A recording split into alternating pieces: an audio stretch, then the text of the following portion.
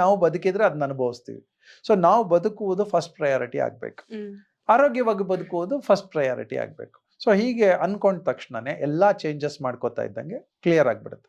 ಯಾವಾಗ ಟಾಕ್ಸಿಕ್ಸ್ ಕಡಿಮೆ ಆಗುತ್ತೆ ಮೈಯಲ್ಲಿ, ಅವಾಗ ಮನಸ್ಸಿನ ಟೆನ್ಷನ್ ನ್ಯಾಚುರಲಿ ಕಡಿಮೆ ಆಗುತ್ತೆ. ನಮ್ಮೆಲ್ಲಾ ಟೆನ್ಷನ್ಸ್ಗಳು ಉಪ್ಪು ಹುಳಿ ಖಾರದ ಆಧಾರದ ಮೇಲೆ ನಿಂತಿದೆ. ಅಂದ್ರೆ ನಮ್ಮ ಭಾವನೆಗಳು ಕೂಡ. ಹೌದು, ಎಲ್ಲವೂ. ನಂಗೆ ಕೋಪ ಬರೋದು ಉಪ್ಪು ಹುಳಿ ಖಾರ ಜಾಸ್ತಿ ತಿಂತಾ ಇದ್ದೀನಿ, ಕೋಪ ಬರುತ್ತೆ, ಬೇಜಾರಾಗುತ್ತೆ, ಫ್ರಸ್ಟ್ರೇಟ್ ಆಗ್ತೀನಿ, ಬೇಗ ಎಕ್ಸೈಟ್ ಆಗ್ತೀನಿ. ಇದೆಲ್ಲಕ್ಕೂ ಕಾರಣ ಉಪ್ಪು ಹುಳಿ ಖಾರವೇ. ಡಿಪ್ರೆಷನ್ಗೆ ಹೋಗ್ತಾ ಇದ್ದೀವಿ, ಉಪ್ಪು ಹುಳಿ ಖಾರವೇ. ಮನಸ್ಸು ಆ ಬ್ರೈನಿಗೆ ಹೋಗಿ ಇವೆಲ್ಲ ರಕ್ತ ಎಲ್ಲೆಲ್ಲಿ ಚಲಿಸುತ್ತೆ ಅಲ್ಲಿ ಹೋಗಿ ಹೊಡೆಯುತ್ತೆ. ಸೊ ಅದನ್ನ ರೆಕ್ಟಿಫೈ ಮಾಡ್ಕೊಂಡು ಬಂದ್ಬಿಟ್ಟು ಸಾಧ್ಯ ಆದಷ್ಟು ನಿಲ್ಲಿಸ್ಕೊಂಡ್ ಬಂದ್ಬಿಟ್ಟು ಮಿನಿಮಮ್ ಸಾಲ್ಟ್ಸ್ಗೆ ಬಂದ್ಬಿಟ್ರೆ ಆರೋಗ್ಯವಾಗಿರ್ತೀವಿ. ಸೊ ಇದು ಕಿಡ್ನಿ ಅಂತಲ್ಲ.